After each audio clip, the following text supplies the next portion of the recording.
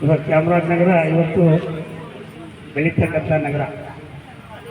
ನಾವು ಎಷ್ಟು ಹಿಂದೆ ಉಳಿದಿದ್ವು ಅಷ್ಟು ಇವತ್ತು ಮುಂದೆ ಉಳಿತಿದ್ದೀವಿ ಅಂತ ನಾವು ಅಂದ್ಕೊಂಡಿದ್ದೀವಿ. ಯಾಕಂತಂದರೆ ಇಂಥ ಅನೇಕ ಮಾರಾಟ ಮಳಿಗೆಗಳಿರ್ಬೋದು ಮತ್ತು ವ್ಯಾಪಾರ ವಹಿವಾಟು ಯಾವ ಪಟ್ಟಣದಲ್ಲಿ ಚೆನ್ನಾಗಿ ಬೆಳೀತದೆ ಅಲ್ಲಿ ಮಾತ್ರ ಆ ಒಂದು ನಗರಗಳು ಬೆಳೆಯಲು ಸಾಧ್ಯ.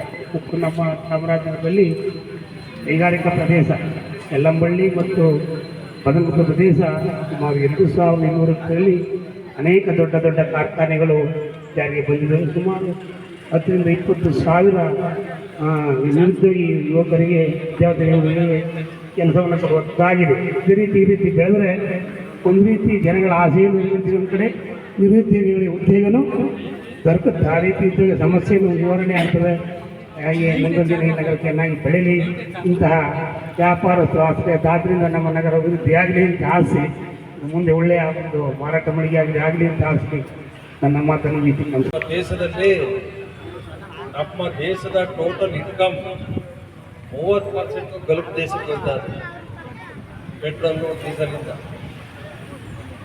ಅದನ್ನ ಆ ದುಡ್ಡು ನಮ್ಮ ದೇಶದಲ್ಲಿ ಉಳಿಸಬೇಕು ಅಂತಂದ್ರೆ ನಾನು ಒಬ್ಬ ಪೆಟ್ರೋಲ್ ಬಂಕ್ ಓನರ್ ಆಗಿ ಎಲ್ಲ electrical vehicle, CNG, auto gas ಇವನ್ನ ಉಪಯೋಗಿಸಿದ್ರೆ ವಿದೇಶಕ್ಕೆ ಹೋಗ್ತಕ್ಕಂಥ ಎಲ್ಲ ನಮ್ಮ 30% ದುಡ್ಡು ನಮ್ಮ ದೇಶದಲ್ಲಿ ಉಳಿತಾಯ ಆಗಿ ನಮಗೆ ವಿನಿಯೋಗ ಆಗುತ್ತೆ.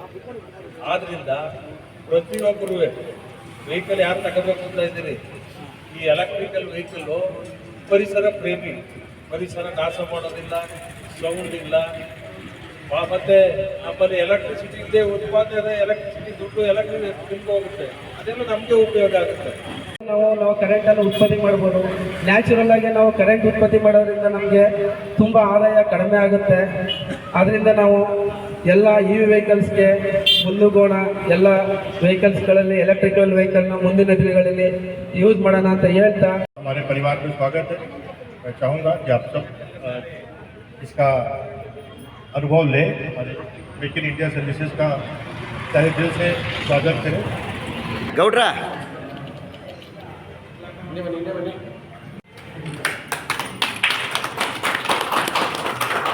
2, 3